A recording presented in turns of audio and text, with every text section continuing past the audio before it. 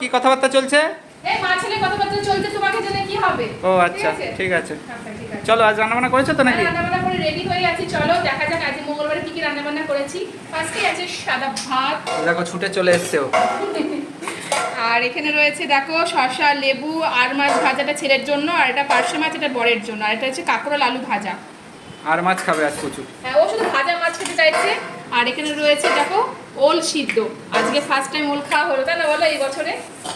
আর এখানে রয়েছে ডাল, এখানে রয়েছে মুসুর ডাল টমেটো দিয়ে করেছি, পাতলা করে টমেটো দিয়ে মুসুর ডাল করেছি। আর কি? আর এখানে রয়েছে এই দেখো আর মাছ, আলু বেগুন দিয়ে ঝোল করেছি। কেমন কালারটা এসছে বলো? সবাই বলে আমার কালার নাকি আসে না মাছের ঝোলে। আলু বেগুন দিয়ে ঝোল করেছি।